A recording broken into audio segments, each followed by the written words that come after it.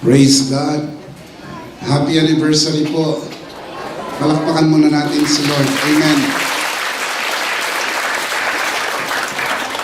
Ako po at ang aking pong butihing may bahay, Pastor Joe, ay nagpapaabot po ng taus-pusong pagbati ng Happy 12th Anniversary po sa inyo po mga kapatid at mga kabiyaya. Dito po sa Jesus, Our Abundant Life Church. Palakpakan natin si Lord. Amen. Taus-pusong pagbati po sa aking kaibigan, Pastor Anthony, sa kanyang buting may bahay, Sister Marlene, at sa lahat po na bumubuo ng leadership po ng church. Hindi ko man po mabanggit ang inyong mga pangalan isa't isa. Alam po ninyo na bahagi po kayo ng pamunuan. And of course, thank you so much for making this church a beautiful, grace-filled church. Amen? Palakpakan natin si Lord. Amen. Nais ko pong ibahagi sa inyo ang isang mensahe na malapit sa puso po ninyo. I was seeking God kung ano pong mensahe ang nais po ng Panginoon ibahagi ko sa inyo, sapagkat as always, as natural as it can be, kapag may anniversary, minsan ng mga pastor na iniimbita ay binibigyan ng tema. Dito po sa inyo, malayang-malaya ang biyaya ng Diyos. Kaya, tinanong ko po si Pastor Anthony, Pastor, ano po ang tema? Ang sabi po ng inyong pong butihing pastor, ano man po ang inilagay ng Panginoon sa puso ninyo, ay alam namin, yan po ang mensahe ng Panginoon. And I sought the Lord, I prayed, and I asked God to give you the message na alam kong malapit sa puso ninyo. Tinititigan kong maigi ang pangalan ng inyong simbahan as I was contemplating and asking God, Jesus, Our Abundant Church, Father, speak to me. Ano man po ang malapit sa puso ng mga kabiyaya ko dito po sa church na ito. So God has brought this message and I want to share this with you. Let's talk about grace-based abundance. Malapit po ito sa inyo, sapagkat mismo po ang pangalan ng inyong church, Jesus, Our Abundant Life Church. So I want to share this with you, and I would like us to first pray. Tayo po'y manalangin. Our dearest Father in heaven, we are so very thankful. So very thankful sa 12 taon ng iyong biyaya dito po sa simbahan, Jesus, Our Abundant Life Church. Ito po'y monumento ng iyong katapatan at ebidensya ng iyong biyaya. Kami po'y nakikigalak sa pamunuan at mga kapatiran at kabiyaya ng church, Jesus, Our Abundant Life Church. Father, we commit this learning time to you. Everything that will be said and done only for the glory of your name and for the blessing of everyone who are here in this afternoon in this special gathering. All by your grace, only for your glory, we pray in Jesus' name. And everybody would shout, Amen. Malakas na palakpak para sa Panginoon. Amen. Amen. Amen. Grace-based abundance, entering God's restful abundance. Sa Tagalog, pumasok sa mapayapang kasaganahan ng Diyos. Dahil hindi lahat ng kasaganahan ay pare-parehas. Meron pong kasaganahan na hindi po mapayapa. Merong kasaganahan na punong-puno ng bagabag. At meron din pong kasaganahan na meron pong payapa. Nais ko pakita sa inyo ang contrast of two kinds of abundance. Meron tinatawag pong performance-based abundance. Meron tinatawag pong grace-based abundance. Yung performance-based, very stressful, sapagkat nakasalig po yan sa inyong gawa, hindi matapos gawa, at gawang hindi natatapos. Kaya very stressful. Nako, nakakamatay po ang stress. Ang isa naman po ay grace-based abundance. Ito po'y based on Christ's finished work. Ang katangian po niya, very restful. Payapa, tahimik, pero tuloy-tuloy ang pagpapala ng ating Panginoon abundance. Amen. Performance-based abundance, ang kategory niya po ito. Naturally works in an environment of pride and ends in destruction. Yan po ang katangian ng performance-based abundance. Sapagkat maliwanag po sa sinasabi ng Biblia sa Proverbs 16:18, pride goes before destruction, a haughty spirit before a fall. Ang original sin and the mother of all sins is pride. Yan po ang the fall of Lucifer. Kaya maraming mga tao ang outright rejection nila sa grace sapagkat hindi po sila sikat sa grace. Ang gusto ng tao sa bagsak niyang kalagayan ay maitaas ang kanyang sarili. Talino, galing, husay, edukasyon. Itong lahat ng ito'y kumikiliti dito po sa kayabangang likas ng tao. Ang tao po, ang kanyang orihinal na kasalanan din po ay pride. Sapagkat nung kainin po nila ang bawal na bunga, ang sabi po ng ahas, kapag kinain nyo ito, kayo po'y magiging katulad ng Diyos. The original sin is pride. The mother of all sins is pride. Number 2, naturally works in a cycle of fatigue and ends in vanity. Yan po ang katangian ng performance-based abundance. Hindi nyo po matatawaran, umuunlad din ang kanilang buhay. Hindi nyo matatawaran, nagmamaneho sila ng magandang sasakyan, nakatira sa magarang bahay, nagmamantika ang muso sa sarap ng pagkain. Nagsusuot ng mamahaling damit, nakakapamasyal sa iba't ibang panig ng mundo. You cannot even question the fact na ang kanilang Facebook ay punong-puno ng mga litrato galing sa iba't ibang lugar na kanilang napasyalan. Nakakagiliwan nilang gawin na bago kainin, kinukunan ng litrato. Pinapakita sa kanilang mga kaibigan, natikman mo na ba yan? Napuntahan mo na ba ito? And so forth and so on. Sa kanyang sarili, hindi naman po mali. Pero napapansin po ninyo, mga kapatid, na ito lang po ang tanging may pagmamalaki ng tao sapagkat those who lack in substance compensate in form. Puro po form, puro outward, sapagkat kulang na kulang sa loob. Ang sabi po sa banal na kasulatan, ang tao po ng kanyang kasaganaan ay nakasalalay po sa kanyang gawa, ay napapagod at humahantong po sa kawalan, meaningless and vanity.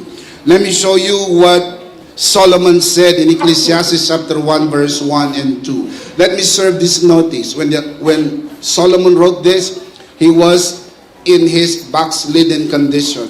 Si Solomon po ay nalayo sa Diyos. And mind you, let me remind everyone who are here in this gathering, ang nagpalayo sa puso ni Solomon kay Yahweh ay ang mga asawa po niyang hindi mananampalataya. Kaya mahigpit na inahabilin sa mga gusto ng mag-asawa, mag-asawa kayo ng kapananampalataya. Sapagkat si Solomon sa kanyang karunungan ay nagsimula po niyang labagi ng mahigpit na habilin ng Diyos na huwag siyang mag-aasawa ng hindi kapananampalataya. Nag-asawa po siya ng mga ibang lahi. Nag-asawa po siya ng ibang pananampalataya. And for the record, 700 ang asawa ni Solomon at 300 ang kanyang kalaguyo. Kaya lahat inabot ng 1,000 ang dakilang babaero. Sa dami ng kanyang naging asawa, alam po ninyo na ang ilan sa mga ito ay hindi mananampalataya at inakay ang kanyang puso papalayo sa Diyos. Ganito po ang sabi ni Solomon, pinakamayamang tao, pinakamatalinong tao na nabuhay, I believe then and even now, hindi mapantayan ang yaman ni Solomon. Ito ang sabi niya, Ecclesiastes chapter 1 verse 1, the words of the teacher, son of David, king in Jerusalem. Meaningless, says the teacher.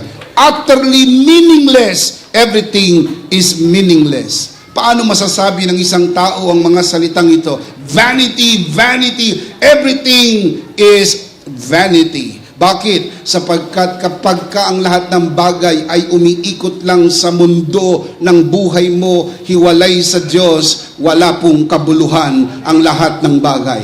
Tumira ka man sa bahay na palasyo, kumain ka man ng masarap na pagkain, balutan mo man ang iyong katawan ng mamahaling damit, maging na mga alahas, ang lahat ng ito'y pawang pansamantala. Ang sabi ni Jesus, man's life does not consist in the abundance of his possessions. Ang tunay na buhay ay wala sa material. Ang buhay ay si Jesus. Jesus is our life. Jesus said, I am the way, the truth, and the life. Sabi po ni John sa 1 John chapter 5 verse 10 and 11, this is the testimony that God has given us life, and this life is in His Son. He who has the Son has life. Brothers and sisters, sa Tagalog, ang kinaroroonan ng anak ay kinaroroonan ng buhay. Ang hindi kinaroroonan ng anak, walang kabuhay-buhay. Ang tunay na buhay ay si Jesus. Palakpakan natin si Lord. Amen! Amen! Alam niyo po ba na ang salitang meaningless or vanity ay inulit-ulit ni Solomon sa kanyang libro 38 times in the book of Ecclesiastes.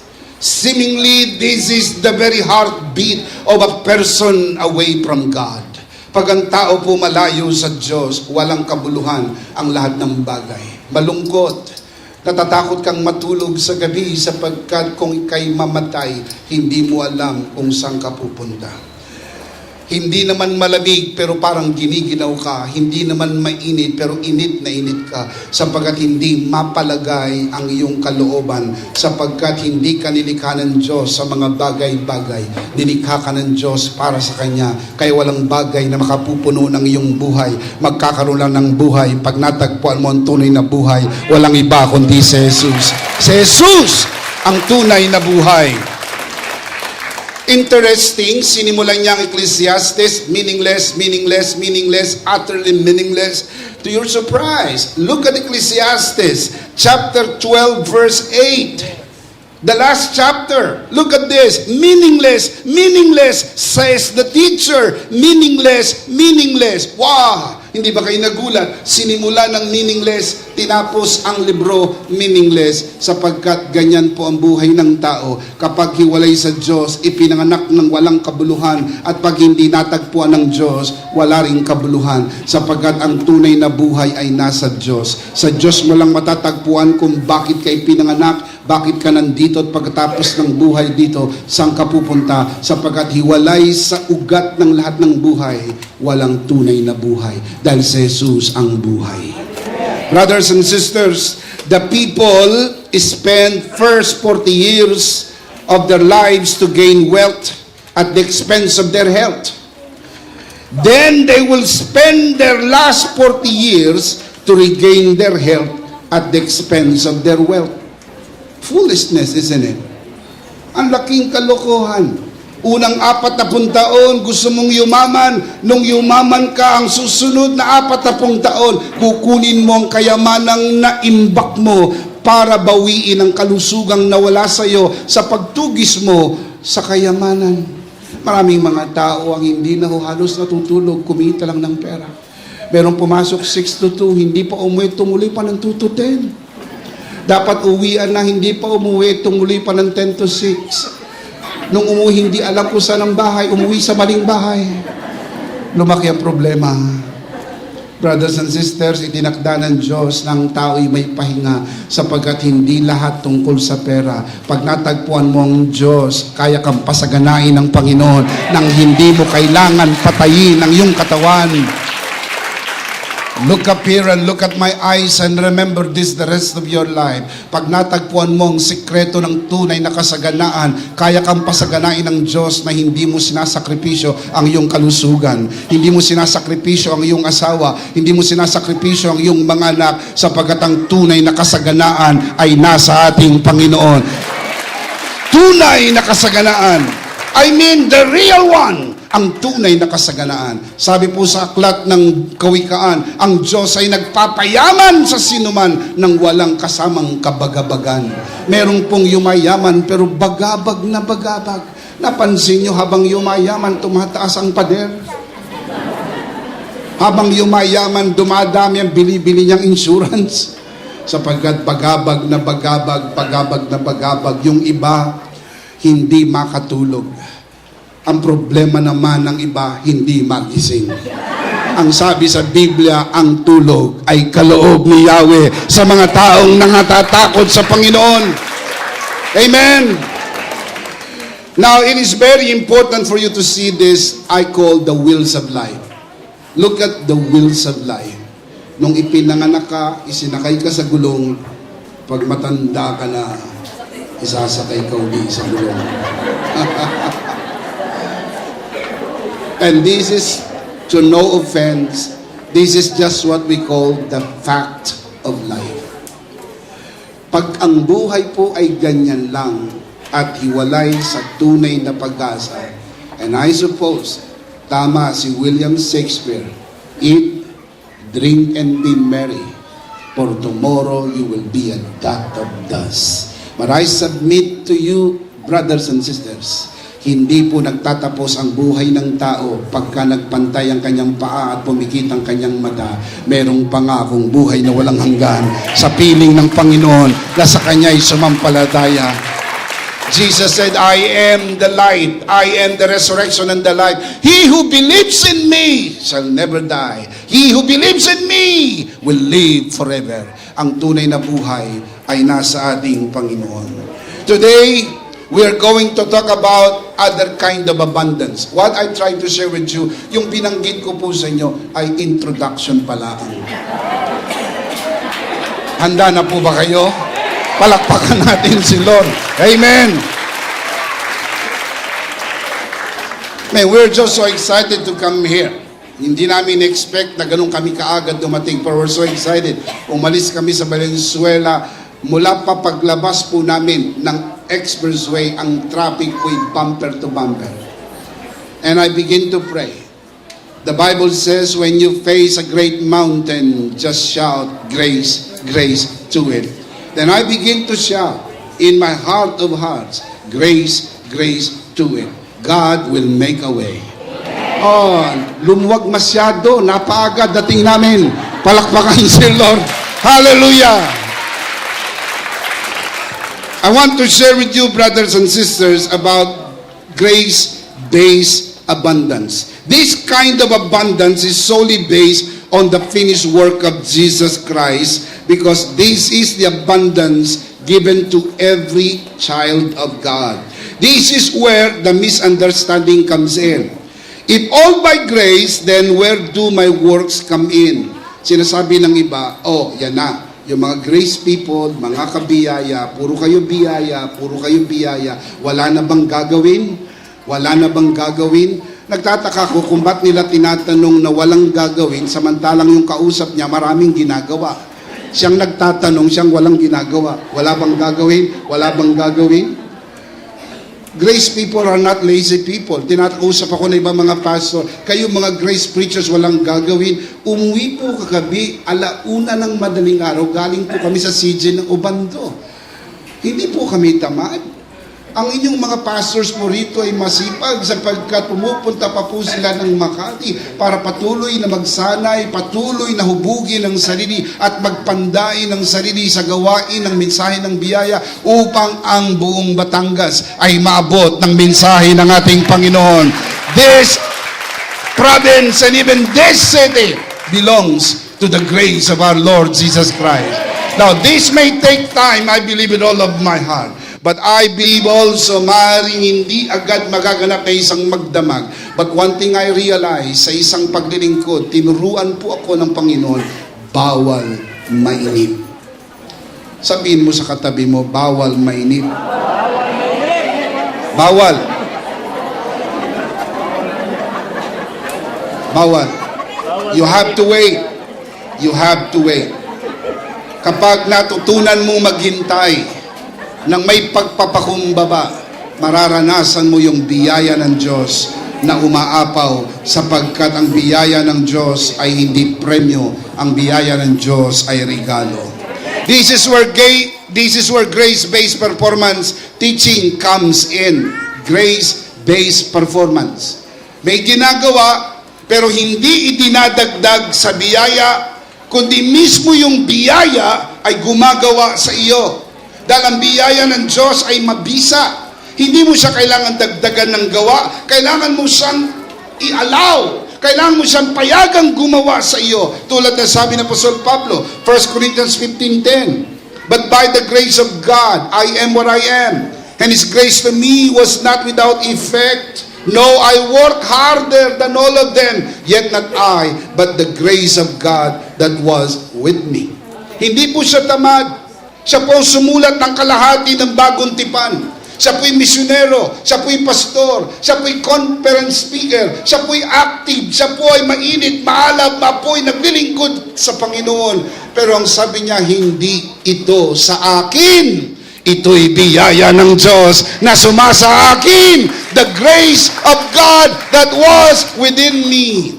Ang biyayang na kay Apostol Pablo, ang mabuting balita ito, parehas na biyayang nasa atin. Gumana sa Kanya, walang dahilan para hindi gumana sa atin. Dahil ang biyaya ng Diyos ay namamalagi magpakailan-kailan pa man. Meron po tayong article na nirelease sa Facebook. By the way, kung hindi pa po kayo likers ng EMI, I would like to invite you to do that. Please like us on Facebook, Emmanuel Ministry Institute. Ang title po ng article, Grace That Works. Hindi mo kailangan dagdagan ng works ang grace mismo ang nagwo-work. Hindi mo kailangan dagdagan ng grace, rather hindi mo kailangan dagdagan ng works ang grace po ay may kasamang works. Ang grace na hindi nagwo-work ay hindi po grace. Ang tawag dyan, disgrace. Grace people are not lazy people, but productively busy. Take note, productively busy. Not just busy. You can be busy and not being productive. Maraming mga tao ang abalang-abala pero hindi po productive. Pagod na pagod. Sa dami ng kanilang mga activities sa church, and yet, very, very few results. Ang daming gawain mula Lunes hanggang Sabado, Linggo, wala na yatang pahinga ang kanilang mga kapatiran, and yet little result. Sapagkat hindi po kailangan damihan ng gawain. Kailangan lang po ipasok ang biyaya ng Diyos ang gumagawa ng gawain sa buhay ng mga kapatiran at sa buhay din ng iglesia ng ating Panginoon. Hindi po kailangan ng napakaraming gawain. Ang patutuo nga po mga kapatid sa banal na kasulatan, ang iglesia sa Book of Acts ay hindi ho napakaraming gawain. You have to read the Book of Acts. Hindi po. Hindi quantity, kundi quality. Yung quality ministry po ang mahalaga sapagkat during the Book of Acts, they do not have the program. Read them. Read the story. There is no program there. The only thing they have is the message plus the power of the Holy Spirit. Pag nagsama po yung mensahe ng biyaya at ang kapangyarihan ng banal na Espiritu, dito po makikita ang tunay na pag-unlad, hindi lang po ng mga individual na Kristiyano, kundi ng simbahan sa kabuuan. Not just busy, but productively busy, like the Apostle Paul. Don't confuse activity with productivity.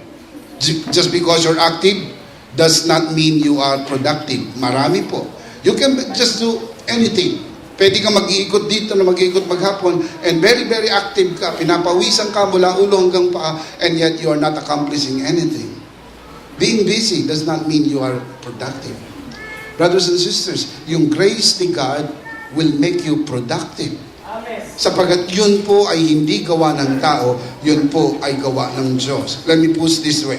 Grace does not promote laziness. Bawal sa biyaya ang tamad. Bawal po. Kaya po yung mga nagsasabi, nasa biyaya tapos walang ginagawa, hindi po biyaya ang kanilang nakuha. Let me show you the scripture, 2 Thessalonians 3:10. Yung nagturo ng biyaya, yung apostle of grace, yung nasa Biblia po yung apostle of grace na nasa Biblia, si Apostol Pablo, siyang nagturo ng biyaya, ito ang kanyang sinulat.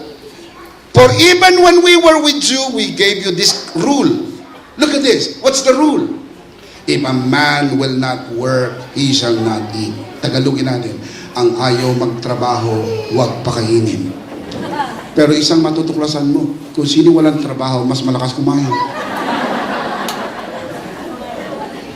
Si Apostol Pablo po hindi tamad. Si Jesus po, na biyaya mismo ng Diyos, hindi tamad. Pikit pa po ang araw, gising na po siya. Pumikit na po ang araw, gising pa po siya. Siya po ay natulog late night, pero hindi rason para gumising ng late in the morning. Because the following day, hindi na siya makita ng mga alagad. Nandun po sa bundok, nakikipag-ugnayan sa kanyang ama. Hindi po tamad ang tunay na biyaya. Kaya yun pong nagtuturo ng biyaya, pero ang kanyang rason, wala nang gagawin, ito po'y hindi tunay na biyaya. In fact, let me just ask you this question. What kind of people are the grace people? Ano bang klaseng mga tao ito? Let me show you the Bible. Titus chapter 2 verse 14. Paul writes, who gave himself for us to redeem us from all wickedness, to purify for himself a people, referring to us, people are his very own, eager to do what is good. Yan po ang katangian ng mga grace people. Ang context po ng Titus 2:14, galing po sa Titus 2:11 and 2:12. For the grace of God has appeared to all men, the grace teaches us to say no to ungodliness and to live godly lives in this present age. And then pagdating sa verse 14, eager to do what is good. Yung word na eager, ang Greek word na ginamit po dyan ay zealot. Ang ibig sabihin po ay enthusiastic, fanatic, extremist, radical, die hard. Kaya ang mga tunay pong grace people, active. Sa traditional na simbahan, kapag merong miyembro lumapit sa pastor at sinabi, Pastor, nag-open po kami ng Bible study sa bahay namin, traditional church. Anong karapatan mo mag-open ng Bible study? Hindi ka pa na-ordain. Kailangan muna i-ordain ka bago ka makapag-open ng Bible study. Now, let me ask you this question. That's the reason why the church growth is hampered. Read the book of Acts. Yun po mga believers na nakatanggap ng grace ni God, they just went out and shared the grace of God. Hindi ba dapat matuwa ka? Pastor, nag-open kami ng Bible study. Pastor, meron akong gawain sa bahay nito. Meron kaming gawain sa tiyahin ko. May gawain kami sa tiyuhin ko. Nagsimula na kaming maggawain. Why? We are so happy. Sapagkat itong mga tumanggap ng biyaya po ng Diyos ay masipag na naglilingkod sa ating Panginoon. Sapagkat gusto nilang ibahagi ang biyayang kanila ring natanggap kahit na ito ay non-traditional. Why? Because it comes out from inside. Galing sa loob. Now, having said this, grace people are doers. How many grace people we have? Come on, raise your hand. Palakpakan si Lord. Grace people. Amen. Let me give you the description. 2 main points. What is a grace-based abundance? Number 1, grace-based abundance, it is a gift. Regalo. Nakatanggap na po ba kayo ng regalo? Masaya po ba makatanggap ng regalo? May bayad ba ang regalo? Pinagpapaguran ba ang regalo? May condition ba ang regalo? Wala. Tinatanggap lang po. Let me show you the scripture. 2 Corinthians 8:9. For you know the grace. You know the grace of our Lord Jesus Christ, that though He was rich, yet for your sake He became poor, so that you through His poverty might become rich. Ang word na grace po dyan, ang Greek word ay charis. Literally means gift.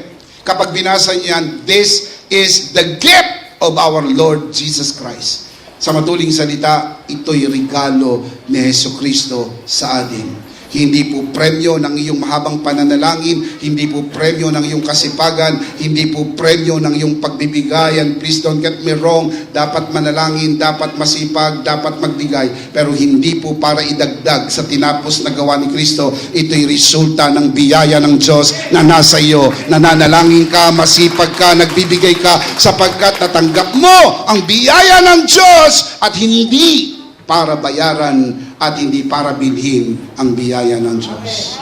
Kapag tama po ang paniniwala ng tao, tama ang kanyang pamumuhay. Believing right results to living right.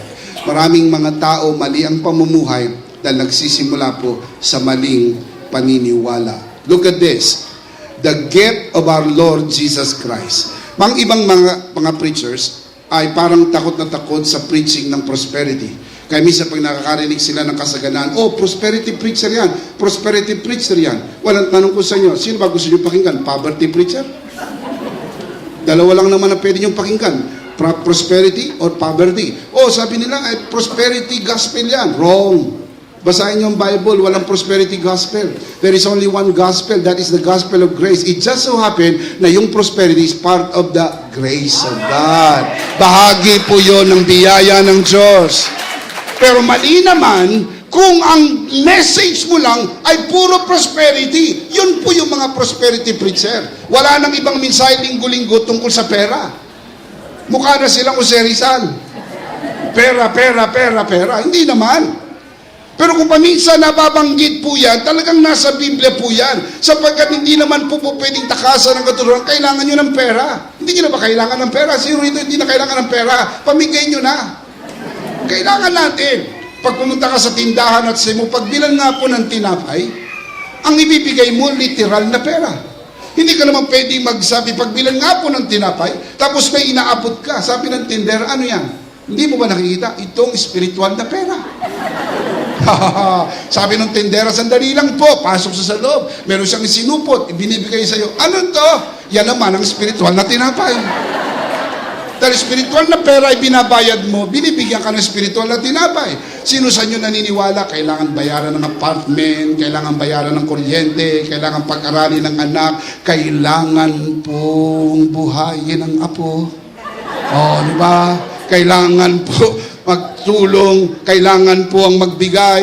Ayan naman po, hindi nyo pwedeng spiritualin. Ito pong verse na to, ini-spiritual ng ibang pastor. Sabi nila, ganito. Alam mo, Bishop, yung paghihirap ni Kristo, spiritual yan. Kaya ang resulta niyan, spiritual. Sabi ko, really? So, nagsalin sa kung aralin ito. Tignan ko nga. Nakita ko, ng paghihirap ni Kristo, hindi spiritual. Literal. Ipinanganak siya sa sabsaban ng Bethlehem. Na hindi ko nakapatataasin ng kamay. Alam ko po marami sa inyo pinanganak na meron pong silver spoon sa inyong bibig. Tawag nila, you are born with a silver spoon on your mouth. Talagang pinanganak ka sa magandang pamilya, sa marangal na pamilya at sa ospital. Yung iba po sa inyo ay ipinanganak sa St. Luke's. Iba sa inyo sa St. Peter. Na hindi ko alam kung saan kayo pinanganak. Pero palagay ko, wala ho kayong ditong pinanganak sa kulungan ng hayop. Maganda lang tignan nyo sa Christmas card. Wow, ganda! Mga hayop, nakaayos, nakatunghay doon sa sanggol. Hindi ho ganun ang totoong itsura nun. Ang totoong itsura po nun, magulo, may amoy, magulo, sapagat kulungan ng hayop. Doon siya ipinanganak. Kaya literal ang kanyang paghihirap. Let me show you the scripture to prove the point. Luke 9:58. I'm reading the Living Bible. Foxes have dens to live in, and birds have nests. But I, the Messiah, have no earthly home at all. Spiritual ba yan? Literal o yan. Sabi ni Jesus, buti pandaga may lungga, ang ibon may pugad, ang anak ng tao walang matulugan. Ang tatay niya, nang siya'y magkatawang tao, ay karpentero, wala siyang sariling bahay. Wala ho siyang sasakyan. Nung pumunta sa Jerusalem, nanghiram pa po siya ng colt, batang asno para sakyan. Pero pagkatapos gamitin, ipinabalik ni Jesus. Yun ang tama. Pagkatapos hiramin, binabalik. Amen? Naalala ko yung humiram ng tape, pahiram down, tagal. Christian song. Hindi na binalik. Sabi niya, balik mo. Nung ibalik, hiniram English, ibalik, Tagalog na. Ba't ka nagkaganito to sa gasgas ng gamit si Jesus, nakita ko, nung humiram ng batang asno, pagkagamit, ipinabalik.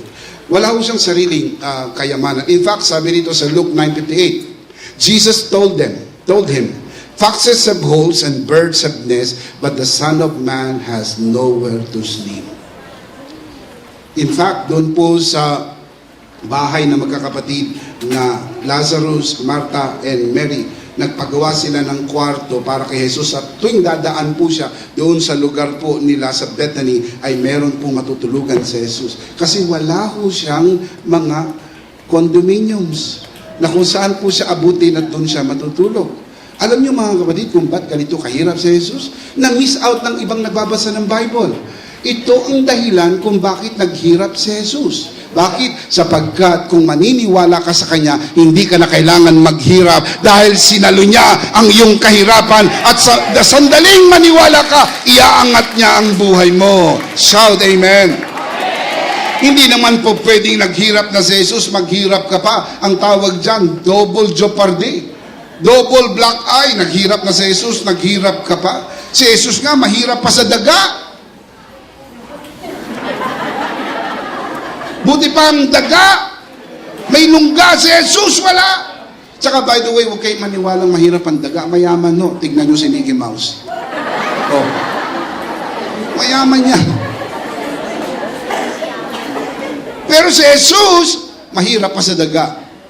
Sabi sa Bible, siya po ay pinanganak na mahirap, nabuhay na mahirap, and brothers and sisters, Jesus was born poor, lived poor, died very poor. Alam niyo po ba na nilibing siya sa isang hiram na libingan? Yung iba nga po sa inyo, hindi ko na patatasin ng kamay, buhay pa kayo, alam niyo na kung sa kayo lalagay. Nakabili na kayo. Minsan nga, dinadalaw niyo pa, excited kayo. Sabi ng iba, dyan ako ilalagay eh. Oh, excited much? May balita ako sa inyo, baka hindi na magamit yan. Tutunog ng trompeta ng Panginoon at mapapasa Panginoon na tayo magpakailan-kailan pa man. Shout amen! Now, why did Jesus have to suffer extreme poverty? Brothers and sisters, not just poverty. Below poverty line, mahirap pa siya sa daga. Why? Brothers and sisters, hindi po ito para maligtas tayo. Dahil ang nakakapagligtas po sa atin ay ang dugo ni Jesus. I submit to you that Jesus can still die and save us and bring us to heaven without being born poor and live poor and have to die poor. No. Hindi requirement ang pagiging mahirap niya for our eternal redemption. Only the blood. Hebrews 9:22, without the shedding of blood, there is no remission of sin. Brothers and sisters, hindi kasama ang paghihirap niya para pumunta tayo sa langit. Pero ito po ay isinama sa redemptive plan. Sapagkat hindi lang gusto ng Diyos dalhin tayo sa langit. Gusto niya rin kung kaya mong maniwala, ibaba ang langit sa iyo at maranasan mo ang pagpapala ng Diyos. Amen! Last December, kami po ay pumunta sa London para maggawa po ng Charito Generation London. First time lang po kami sumakay sa eroplano ng Cathay Pacific. I am not promoting the airlines, I'm just trying to make a point. Nung nandun po kami sa Cathay Pacific, hindi ko makakalimutan po yung last liner ng captain. Ang sabi niya, "This is your captain," ang kanyang last liner, "Most of all, enjoy the journey." I did. We did. Namakat sa isip ko, enjoy the journey. Alam niyo po kung anong pangkaraniwang turo ng mga pastor? Tanggapin mo si Jesus, meron kang ticket papunta sa langit. Ang ginaranti lang nila ay yun pong destination. Nakalimutan nila, basahin ang ticket, enjoy the journey. Yung iba po, nakasakay sa eroplano, hindi binasa, meals are included. Kaya nung dumating yung steward or stewardess, tinanong, "Sir, what do you want? Beef, chicken, or pork?" Dahil akala niya may bayad, ang sabi niya, "Thank you, I'm full." Then dumating uli ang stewardess sa susunod na kainan, "Sir, what do you want? Rice or noodles?" Dahil muli iniisip niya na ito'y may bayad. Ang sabi niya, "Thank you, I'm full." Then pagbaba po niya, tinignan niya ang ticket, meals are included. Ang sabi niya, "I am a fool." Brothers and sisters, isang kahibangan na hindi mo lasapin ang mga binayaran na ni Kristo sa krus ng Kalbaryo para sa iyo. Amen! Now listen, If you will die tonight, sure you will go to heaven. You don't need this message anymore. Hindi mo kakailanganin ang mensaheng ito para sa langit. But, if you intend to live 5 years from now, 10 years from now, 20 years from now, if Jesus tarries, then you need this message because we want to enjoy the journey. We want to enjoy the blessing and the favor of God in this side of heaven. Shout amen. Now, brothers and sisters, kasama yan sa binayaran ni Jesus. Pakinggan niyo po at babasahin ko sa inyo from Emmanuel's version. 2 Corinthians 8:9. For you know the gift of our Lord Jesus Christ, that though He was naturally rich, yet for your sake He became a beggar. Dapat puron beggar, hindi poor. Masyadong magaan ang salin na poor. Alam niyo kung bakit iniwasan ng mga translators yung word na beggar? Sapagkat hindi po dissenting ikapit para kay Jesus. Pero pag binasa mo istorya, hindi po siya mahirap. Siya po'y pulubi. Sapagkat ipinanganak sa sabsaban ng Bethlehem, wala pong matulugan kung saan lang sila kumakain at kung saan lang sila natutulog. Tiniis lahat ito ni Kristo, alang-alang sa atin. Look at the verse. So that you, referring to us, this verse is for us, so that you, through His beggary, might become rich or might be made rich. How did Christ make us rich? How did Christ make us rich? The answer, by becoming a beggar for us. So that through His poverty, through His beggary, we might become rich. Don't forget, hindi po ito reward. Ito po ay regalo. Kasama ito sa binayaran ni Kristo sa krus ng Kalbaryo. Palakpakan si Jesus. Amen! Number 1, grace-based abundance is a gift. Number 2, grace-based abundance works by faith. Bagaman ang gospel of grace ay nangangako ng kasaganaan, kailangan mong paniwalaan para ito po'y mag-work sa iyo. Sapagkat it only happens to those who believe. Let me show you the scripture to prove the point, because this is very important. Faith is God's gift, not man's work. Hindi mo idinadagdag yung faith doon sa grace para maggumana yun pong grace sa iyo. Because if you are not very careful in explaining this, uuwi ka na naman yan sa mixture. Kasi lumalabas, yung grace ay part ni God, yung faith ay part mo, idinadagdag mo dun sa grace, now you can experience the grace of God. No, I do not support that kind of teaching. I believe full grace teaching does not support that kind of teaching. Why? Kasi sa ating bagsak na kalagayan, nung hindi pa tayo born again, wala tayong faith. Sabi po sa Bible, sa Ephesians chapter 2 verse 1, we're spiritually dead. Ang faith po is ang spiritual entity that cannot be found in a spiritually dead person. Dahil hindi ka pa born again, wala kang spiritual life. Kung wala kang spiritual life, wala pong spiritual entities na nasa iyo katulad ng faith. Kailan ka nagkaroon ng faith? Romans 10:17. Faith comes by hearing and hearing the message of Christ. Ano po yung message of Christ? Yun po yung the gospel of Christ, sabi sa Romans 1:16. Yun din po yung gospel of grace, sabi po sa Acts 20:24. Yun din po yung the message of the cross sa 1 Corinthians 1:18. Isa lang po ang tinutukoy nun.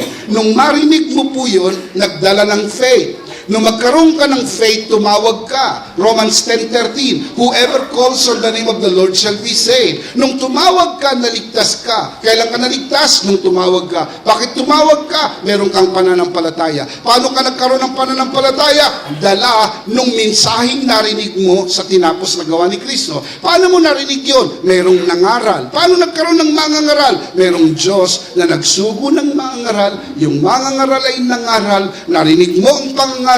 Dinapuan ka ng pananampalataya. Nung magkaroon ka ng pananampalataya, tumawag ka. Nung tumawag ka, naligtas ka. Ang kaligtasan ay gawa ng Diyos. Hindi pinagsamang gawa ng tao at ng Diyos. Solong gawa ng Diyos upang walang sino mang magmapuri sa harapan ng Diyos. All for His glory. Shout amen. It only happens to those who believe. It only happens to those who believe. If you do not believe, sorry my friend, it will not happen to you. The last time I checked my Bible, kailangan mong maniwala para ito maranasan. Tinanong ni Jesus yung dalawang bulag, naniniwala ba kayong kaya ko kayong pagalingin? Sumagot ang dalawang bulag, I check it again. Hindi pala sila pipi. Bulag. So tinanong si Jesus, naniniwala ba kayong kaya ko kayong pagalingin? Sumagot sila, opo. Sabi ni Jesus, mangyari sa inyo ang ayon sa inyong pinaniniwalaan. Merong isang pastor nakikipagtalo sa akin. Sabi, hindi ako naniniwala sa healing. Hindi ako naniniwala sa healing. Sabi ko, pastor, huwag kang magalala. Hindi ka gagaling. Oo. Makikipagtalo po ako sa isang usapin siyang makikinabang?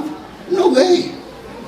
Sisirain lang namin ang aming pagkakaibigan o pagkakakilala o pagkamanggagawa. Kung hindi ka naniniwala, fine. Relax. You will go to heaven very soon. Pero sa sandaling maniwala ka, walang sakit na hindi pinagaling ng ating Panginoon. Walang problema na hindi nilutas ng ating Panginoon. Shout amen! Let me show you this powerful verse, Hebrews 4:2. Don't miss this. Mga kapo ko, pastor, pakitandaan niyo po ang verse nito and make it one of your favorite verses in the scripture. Hebrews 4:2. For indeed, the gospel was preached to us as well as to them. But the word which they heard did not profit them, not being mixed with faith in those who heard it. Tatlong mahalagang salita po. Ang unang salita, gospel. Ang Greek word na ginamit po dyan, euangelion. Ang sumunod na salita po ay profit. Ang ibig sabihin po sa Greek ay opeleo, which means benefit. Ang next word po ay faith. Ang ibig sabihin po sa Greek ay pistis. Ang ibig sabihin po ay believe. Brothers and sisters, ang gospel is very powerful. And yet you cannot profit from the powerful gospel of Jesus Christ unless you mix it with faith. You have to mix it with faith. Let me give you the spiritual mathematics. Gospel plus faith equals profit. Kaya kanina nilinaw ko na yung faith hindi sa'yo. Kasi pag ganyan ang equation at ang faith ay sa'yo, yan po'y paliwanag na mixture. Kaya nga sinasabi ko sa inyo, wala kang sariling faith. Ang faith natin, tinawag sa Bible, the faith of Jesus, the faith of God inside us, given to us by the finished work of Jesus Christ message. Now, ano po yung gospel? Good news. Ano po ang mabuting balita sa naghihirap? Yumaman. Anong mabuting balita sa may sakit? Gumaling. Kaya po ang mabuting balita po hindi lang pumunta ka sa langit. Now, sa palagay ninyo, kung magkukrusada tayo at sabihin natin, sa gabing ito, ang sino mang gusto nang pumunta sa langit ngayon na ay pumunta sa harap. Napalagay ko, wala masyadong marami ang pupunta. Sapagkat ang akala lang ng mindset natin, ang lahat ng kaligtasan ay tungkol sa pag namatay pumunta sa langit. Hey, kasama yon. Pero wag muna ngayon.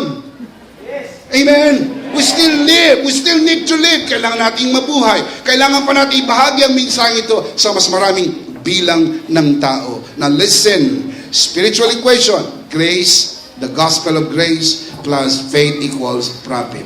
Equals profit. The benefit of the gospel can only be yours through faith.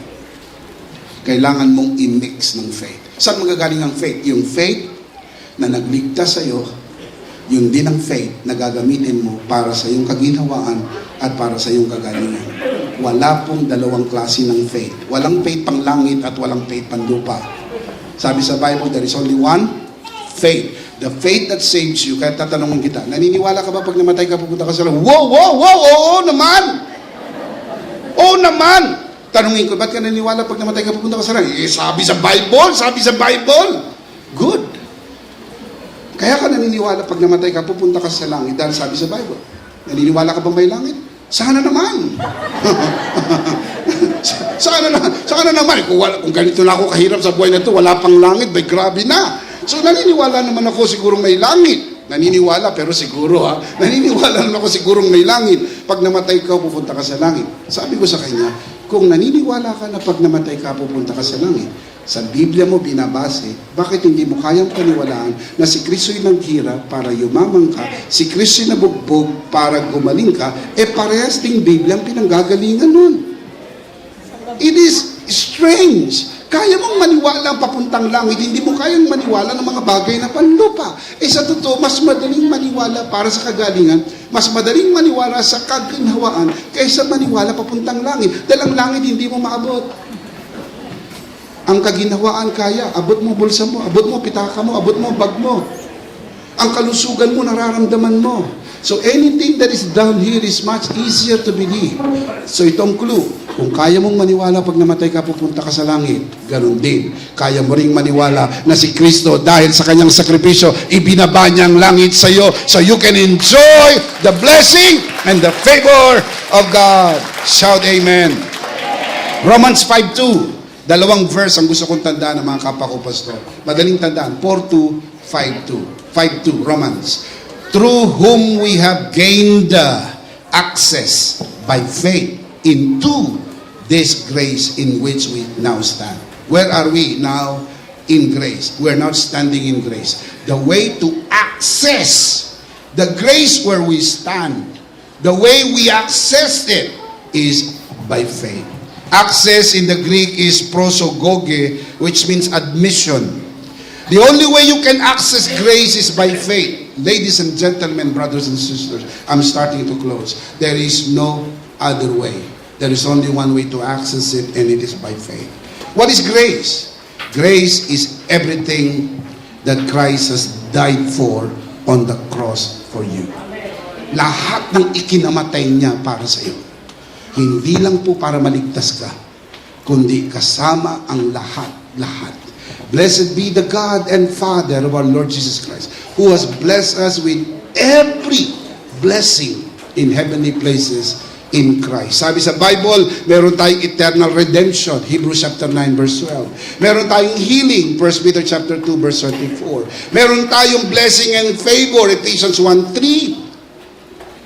As well as Ephesians 1:6. Meron din tayong abundance, sabi ng 2 Corinthians chapter 8 verse 9.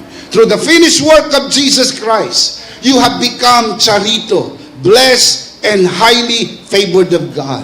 Not only that, you become part of charito generation, lahing pinagpala. And not only that, you now live in charito land, the land of blessing and favor. Sa Old Testament, ang anino po niyan, Goshen, kung saan nakatira ang mga Israelites, samantalang madilim ang buong Ehipto, sa Goshen ay may liwanag. Samantalang sa land of Egypt, patay ang lahat ng panganay ng dumanang anghel ng kamatayan. Sa Goshen, walang namatay kahit isa.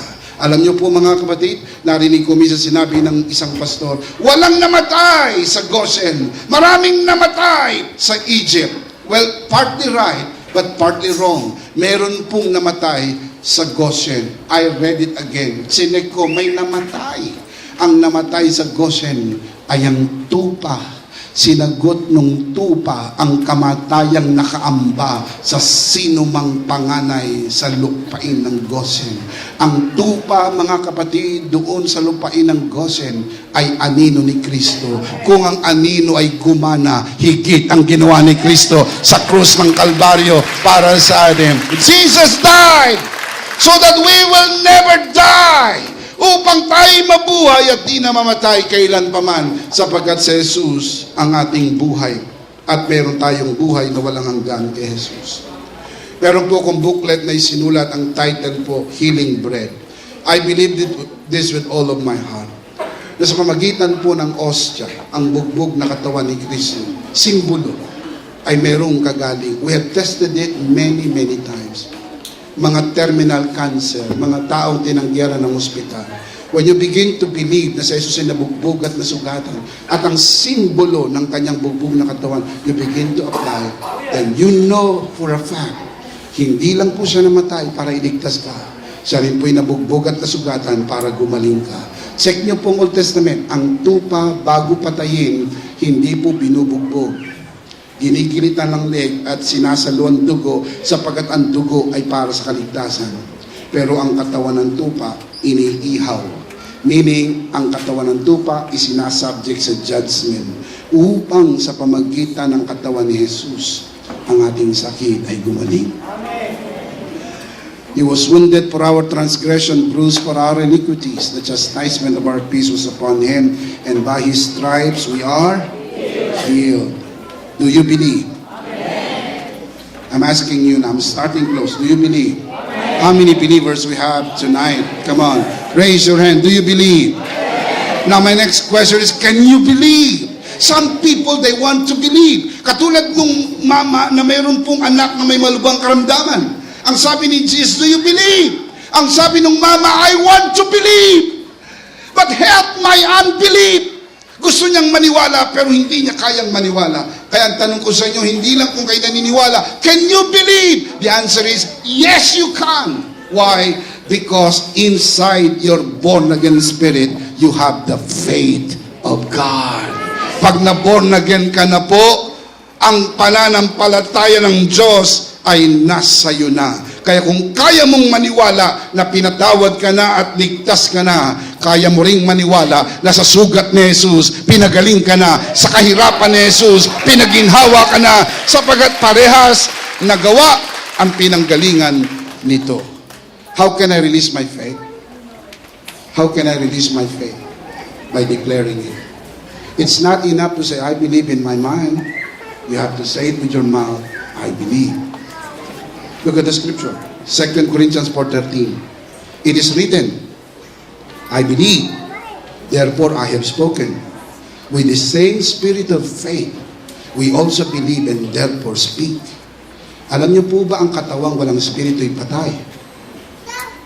Ang pananampalatayang walang kasamang confession ay walang espiritu. Ang espiritu ng pananampalataya is the confession. You have to say it. Hindi po basta sa isip lang. May mga tao, naniniwala ako sa isip. No. Look at the Greek word, laleo. Declare what you believe. Alam niyo po ba na marami mga taong naniniwala sa isip nila, magaling na sila, pero hindi nila binibigkas. Kaya pag tinanong, kamusta ka na? Ito, isang uod na lang di pumipirma. Ito, matamlay pa rin, mainit pa rin, hindi makagalaw. Ito, brothers and sisters, look at my eyes. Hindi po kayo obligadong bigkasin kung ano ang inyong nakikita. Hindi kayo obligadong bigkasin kung ano ang inyong nararamdaman. Pero obligado kayong bigkasin kung ano ang inyong pinaniniwalaan. Genesis chapter 1, when God saw darkness, He did not say, wow, darkness! Oh, hindi. Read the scripture. When God saw darkness, He said, light be! And light came. Why? Because that is what God wants to see. If you speak darkness because that is what you are seeing, darkness will never leave. Darkness will stay. But when there is darkness and you begin to say, light be! The power of light is so powerful that darkness has to go and light has come. Dumating na ang liwanag. Shout amen. You have to declare it. We call this faith-filled words. Yung faith mo kailangan bigkasin. Kailangan bigkasin. Inuulit ko po, kailangan bigkasin. Sinasabi ng iba, pinagpala ka na ba? Opo. Mahirap bigkasin po yan pag binuksan mo refrigerator. Wow! Ice, baby! Ito ba pinagpala? Puro tubig! Ang akala kong pinagpala, puro tsokolate ang laman, puro groceries ang laman. Well, I tell you, when you begin to speak, oh, ice, baby, will always ice there. Pero simula mong bigkasin. Alam niyo po ba na kahit walang laman ang refrigerator mo, the fact na may refrigerator ka, pinagpala ka na ng Panginoon. Woohoo! Oh. Reklamo ko ng reklamo, wala niyo refrigerator, laman, meron ka refrigerator, yung kapitbahay mo, wala. Brothers and sisters, the fact na meron kang refrigerator, pinagpala ka na. Ibig sabihin, may paglalagyan. Now, kung wala pa yung ilalagay, bawal mainip. Maniwala, bigkasin, parating na ang pagbabala ng Panginoon. Amen! Oh, look at this verse. Psalms 91 verse 1 and 2. He who dwells in the secret place of the Most High shall abide under the shadow of the Almighty. And I will say of the Lord, He is my refuge and my fortress, my God in whom I trust. Listen now. Hindi po basta sa isip. Ang Hebrew word na ginamit, amar, kaparehas ng Greek word, laleo. Dito naman ang kanyang katumbas, amar. Speak, declaring what you believe with your mouth. I will say with my mouth, the Lord is my refuge, my fortress, my God in whom I trust. Kaya huwag mo sasabihin, oh Lord, sana samahan mo po ako. Bakit? Di ka ba sigurado sasamahan ka ni Lord? Oh Lord, sa aming pag-uwi, sana po samahan mo kami. Palagay mo makakauwi ka pag di ka sinamahan. Huwag mo lang pakiusapan. Nangako na siya, hindi ka iiwanan, hindi ka pababayaan. Baguhin mo na yung panalangin mo. Kaya sabi ng Lord sa'yo, mag-attend ka nga ng seminar. Para mabago naman ang panalangin mo, Lord, pagalingin mo ako. Sumagot si Lord, anak, pinagaling na kita. Di bale, Lord, pagalingin mo pa rin ako uli. Sabi ng Lord, pinagaling na kita, anak. Kailan mo ako pinagaling? Some 2,000 years ago, kinarga ni Kristo ang karamdaman mo sa krus ng Kalbaryo. Sabi sa Bible, sa kanyang sugat, pinagaling ka na. So wag mo nang hilingin, ideklara mo na, pinagaling na ako, pinagpala na ako ng Panginoon. Amen! Laging may ugnayan ng bibig at puso. The Bible says, out of the abundance of the heart, the mouth speaks. Matthew chapter 12, verse 34. Let me give you another verse. 1 or 3 more verses. Romans 10:8. But what does it say? The word is near you. It is, look at this, the word is near you. It is in your mouth and in your heart. The word of faith we are proclaiming. So where can you find the word of faith?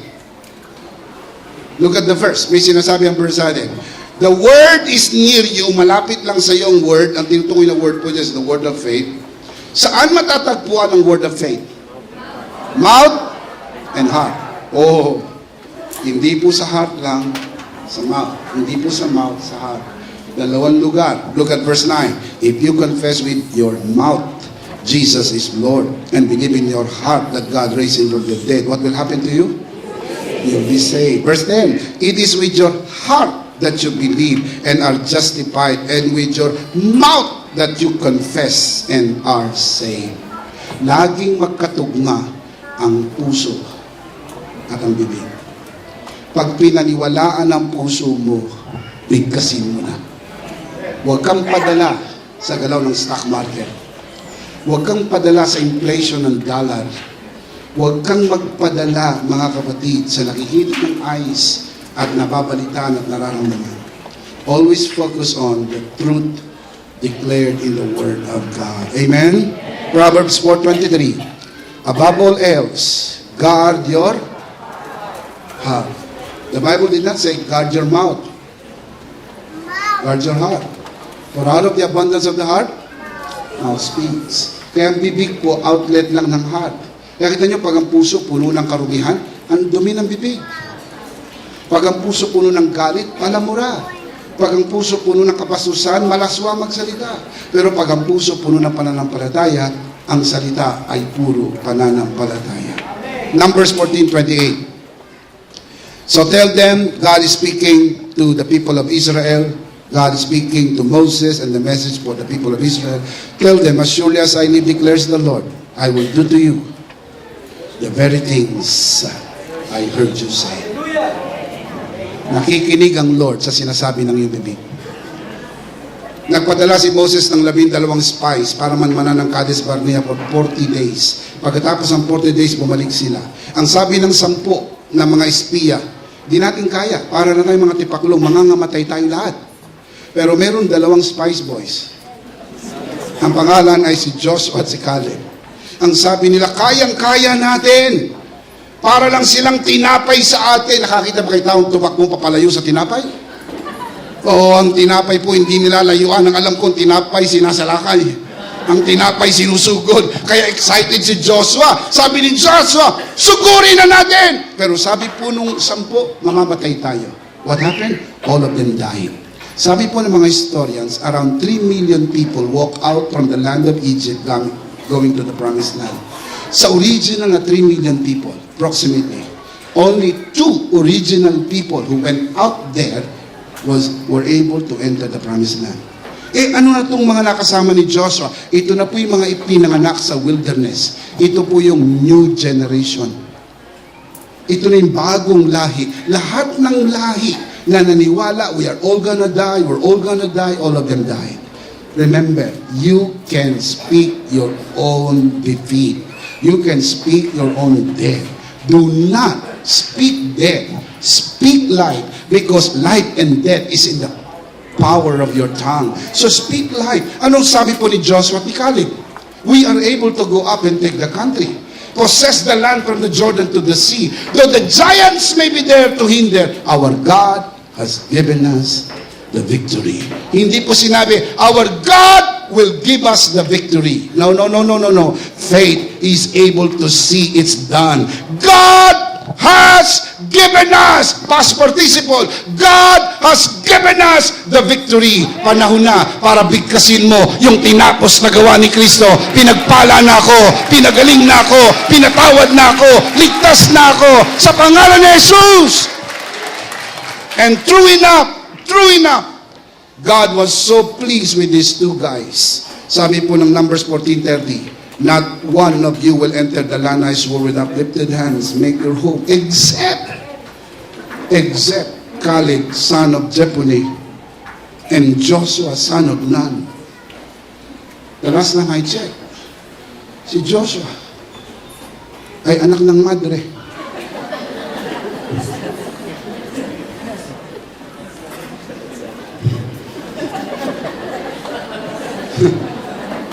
Pero these two spies boys entered the promised land. Look up here. Let me ask you this question. Like Joshua and Caleb, tell me, honestly, do you want to enter your promised land? Taas sa kamay ng gustong pumasok sa kanyang lupang pangako. Come on, raise your hand. Do you believe? Come on, let's all stand up. Let's all stand up. Please remember this with all your heart. Please. Grace-based abundance, it is a gift and it works by faith. You have to release the God-given faith. It's your opportunity. Ngayong gabi, this is your time. Hindi aksidente na nandito po kayo. Ngayong gabi, ang pinapangarap mo na gusto mong kagalingan, nasa iyo na. Kaginawaan, pagpapala, pabor. Hallelujah! Hallelujah! Come on, give him praise, give him praise, give him praise. Oh, hallelujah. Thank you, Jesus. Raise your both hands to God. It's your opportunity, my dear brothers and sisters. Nakikinig ang Panginoon sa anumang bibigkasin ng iyong bibig. Ngayon po, bibigyan ko kayo ng konting panahon. Bigkasin ninyo ang pinaniniwalaan nyo na ginawa na ng Panginoon sa buhay ninyo. You speak with your mouth. Everybody, dyan po sa balcony, dito sa main floor, wherever you are seated in this sanctuary, speak! Speak with your mouth!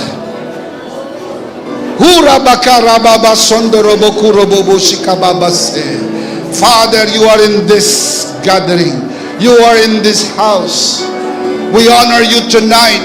We lift up the finished work of Jesus.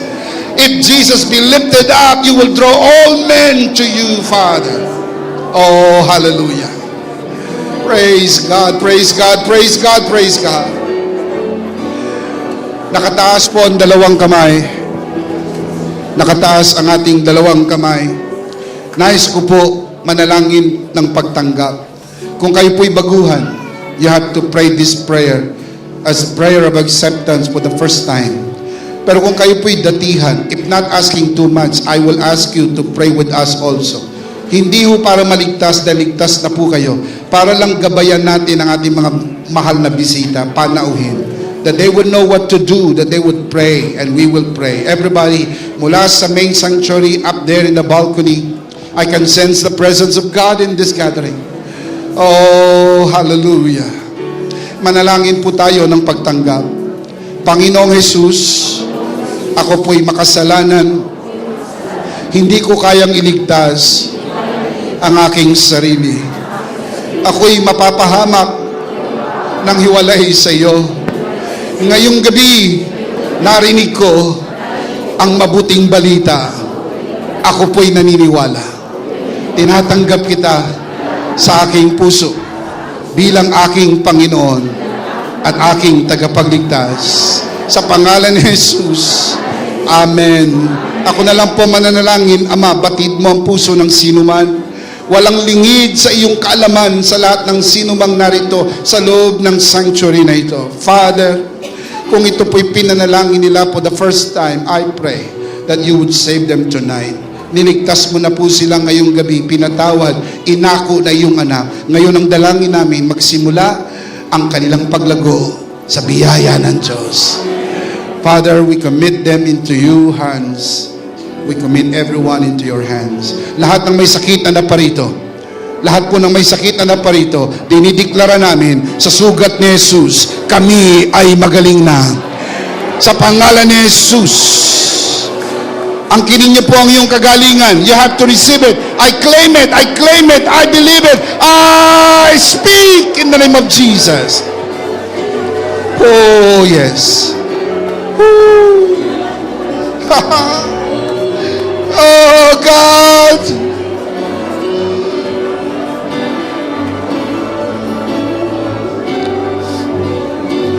Just lift up your hand and worship the Lord.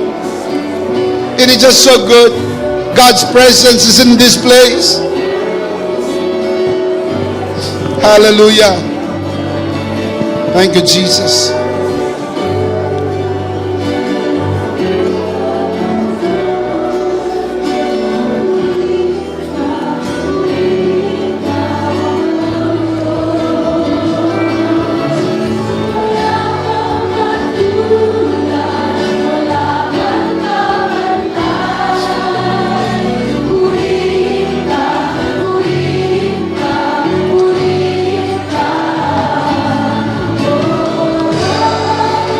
Lift up your hands.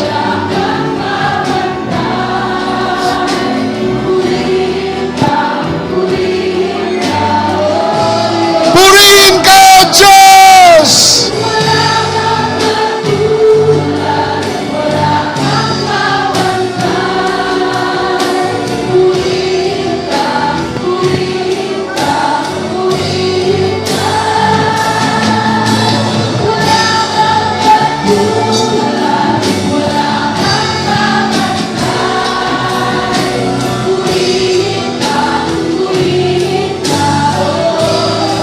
Minsan pa, minsan pa.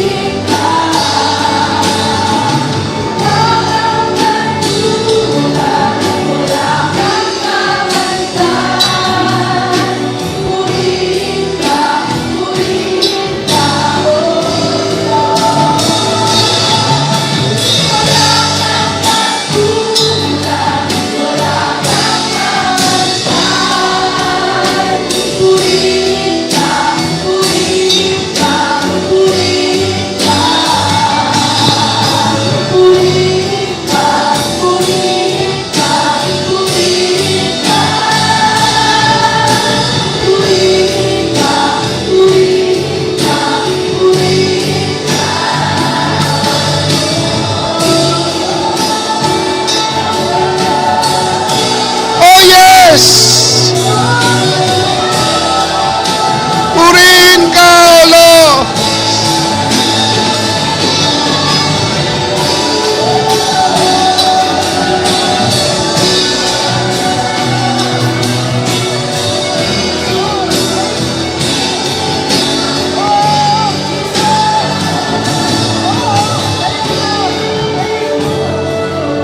Make a joyful noise to God.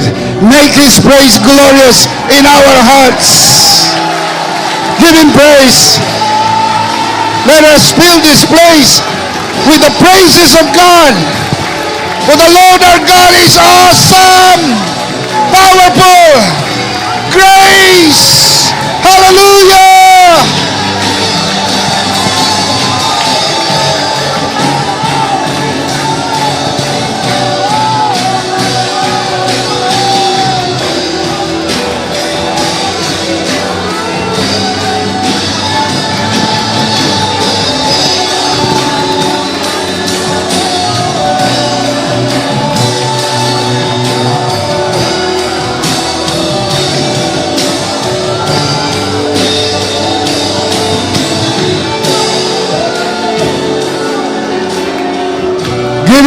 praise. Palakpakan natin si Lord.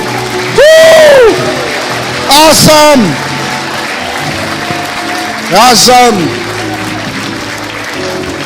Awesome! Maaaring hindi nyo po matatandaan lahat ng nabigkas ng mga ngaral po na ito. But you have to remember in your heart of hearts that in Christ, you are restfully abundant. You don't have to struggle. No more striving. No more stress. You are abundantly restful and restfully abundant through the finished work of Jesus Christ. Amen.